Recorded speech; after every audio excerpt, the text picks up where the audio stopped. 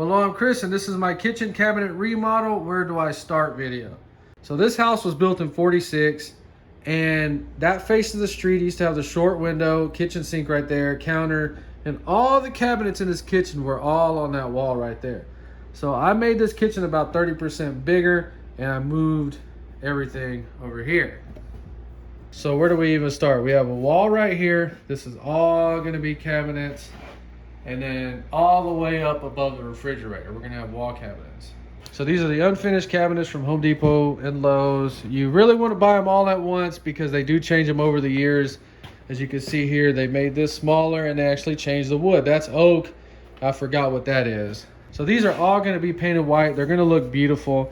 And if you ever get tired of looking at those doors, you can always change them to something fancy in the future. So I use Home Depot and Lowe's because they should have this little pamphlet somewhere in the cabinet section. Believe it or not, a lot of employees don't even know what this is, and it really irritates me whenever they say, oh, they don't have it. And this book is for any style that they sell. I would really like to have bought those white ones, but these were still good for my last kitchen. I didn't want to throw them away. You see all the dimensions that we have to make this stuff work. You just go online, type it up. They'll deliver it usually in a couple of days, maybe a couple of weeks, 2 weeks max for something like that. I've never seen those in the store. And you're just going to use all these numbers right here and figure something out. And if you don't have this, I have no idea on earth how in the world would you ever plan cabinets out. So I used this to plan my last kitchen out, and I used those dimensions to set the wall when I remodeled this kitchen. Okay, and I had to plan all that out to even get my window position, because you want that right in the middle of your kitchen sink. And you can see with these, we only have two options. So that sink base cabinet is probably where you want to start in case you have to move or add a window.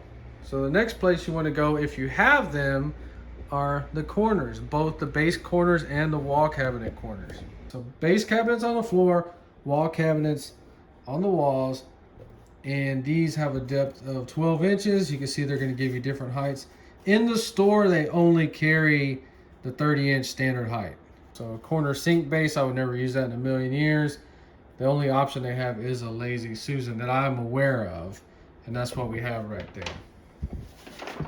Okay, so this is just Kills primer. I never finished my first remodel because I put all this stuff in there and the house needed to be leveled real bad, so I just abandoned that project. So we need to go ahead and measure this and put it in place.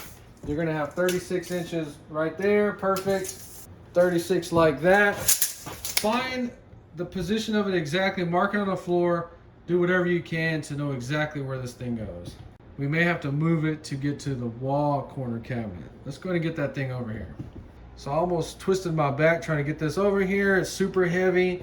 Take the door off to reduce the weight. Now we got to figure out how to get that freaking thing in that corner. So the main thing about these cabinets is how they are attached. You see a screw hole, screw hole, screw hole, screw hole. We had 6 heavy duty screws holding this to the wall right here. Do not use sheetrock screws. We'll get to these in a second here. So the first thing you do is you find your wall cabinet height. So I have a video where I got this thing sitting in place, and our wall cabinet height, we came up with 54 inches. So the wall cabinet depth is only 12 inches, but this one has a corner depth of 23 3/4. So let's mark that first. So it comes right here. We need to do that first to see if we even have a place to nail to or screw to. We do right here, one. On the other side, the line is right there. We actually have 2 studs in here that we can screw to. So you really do need to have 2 studs to screw to, so that passes the test. Let's mark our 54 inches from the floor. So next, go in your cabinet, you'll see they have these beefed up areas on the top and the bottom. That's where we want to screw to. So we know we got that beefed up area all right here. We just need to find the stud right here and mark it. We're going to use an old-fashioned stud finder. What the frick? There we go. About right here. And we found it. See what we did there? Now we go up 30 inches, the height of this wall cabinet. It's got another beefed up piece right there, and do the same at the top. So you see that line right there? We're gonna set it about right there. That's where our screws are gonna go. Same thing on the top. So I put the base cabinet in there for a reason, because I'm gonna stack something up to get it at that height. This thing is heavy and awkward. You can get somebody to help you. Let's just see what I come up with. So it took me about 3 minutes to gather all that up. If you work by yourself, you gotta do stuff like that. If you think that you're gonna prop this up and just put some little boards on the wall or whatever, good luck.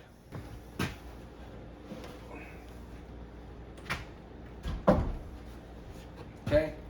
How do I know that it's stupid to try to hold it up with some little strips right here and a board right here? Because that's how I did it last time. So I'll step back so you can see what's going on. All we're doing is just setting the stuff in place to start. So these are the old screws. I stripped them out so we can't use them, but I still have the box. And I combine them with these little washer things because that's particle board and I don't want to sink that into the material. So you see where the old holes were? And our new measurement, we're gonna take that, drill it right in there. So we have it installed with only 2 screws. That should hold it up. Okay, so we have the base cabinet in position, wall corner cabinet in position. Now comes the super hard part that may make you lose your mind. So we find the base cabinet section. It's going to give you all the dimensions of what's available. We didn't go over that because that is a custom installation to your kitchen and your appliances. So now you need to get a level and you need to make a bunch of marks. See, we got that all the way down there. Got that marked right there. So kitchen window, does it have trim? This one does not have trim, but you want an even area around the window. I think we got that marked at 4 inches.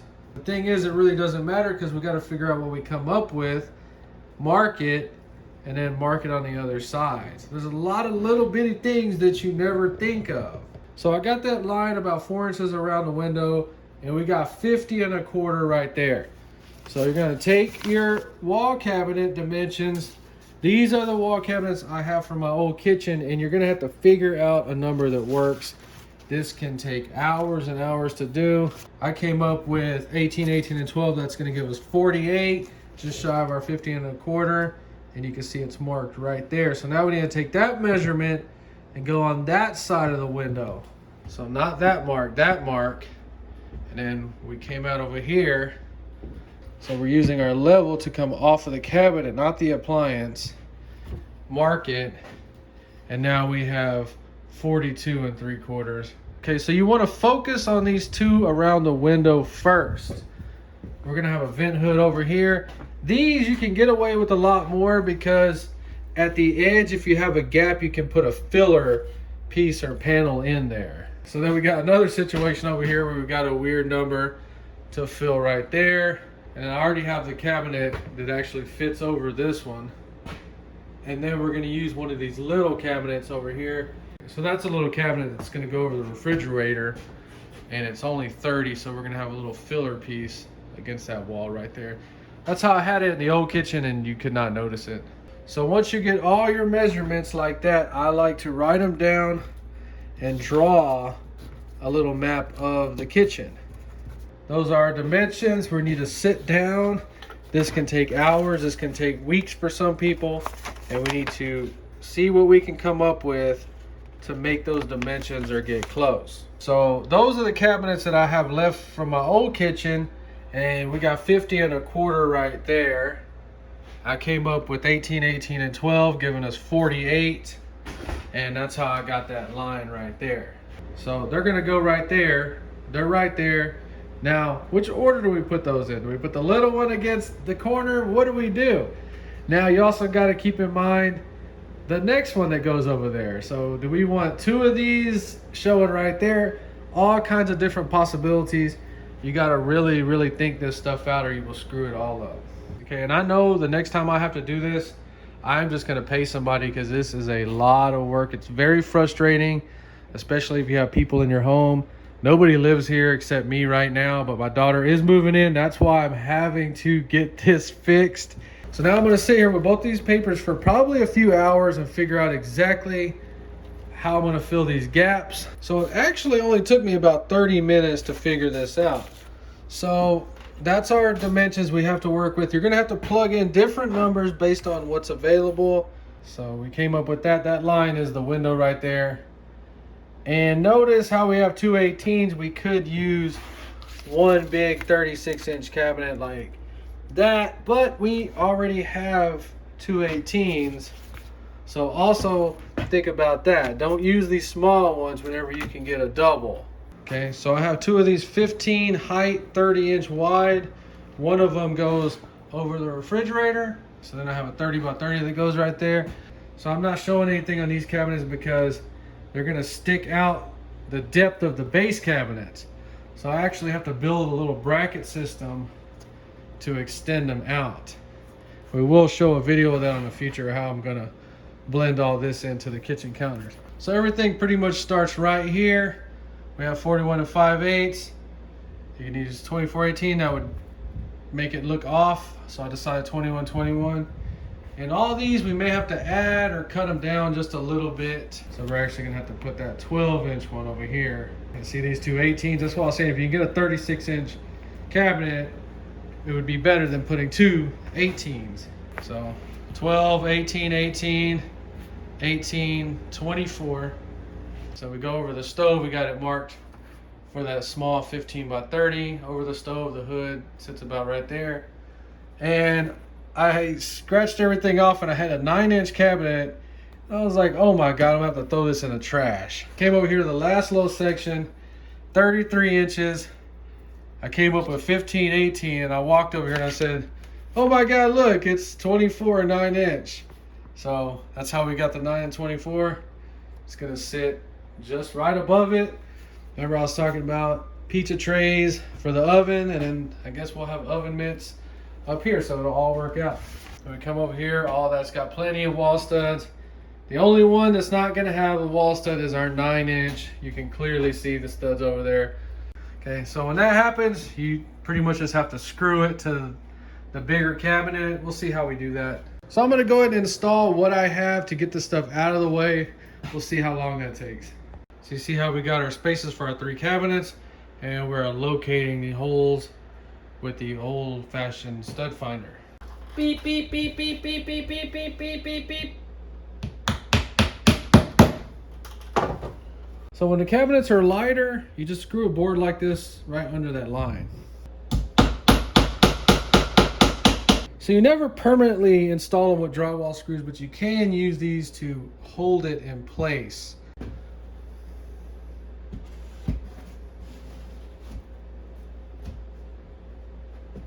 So whenever I'm up here, I will sort of lean my whole body weight against this so it don't slip. Okay, so this is a weird screw. We had to come in at an angle, pull that thing and make sure it is not in the sheetrock. Old-fashioned stud finder.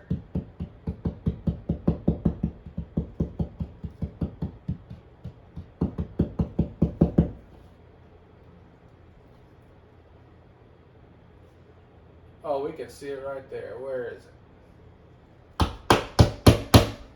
So that's 30 inches. The cabinet is 30 inches. So the problem is that gap is more like 31. We're going to have to get creative and put that right in the middle of 31. With the series of measurements, we find the exact position of that cabinet, and we're able to drill the holes the same way.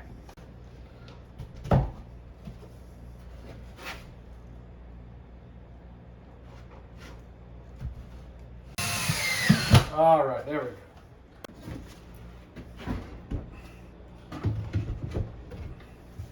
So this cabinet was already installed like this before, so you're going to drill through here, and we're just going to stick this in temporarily for right now.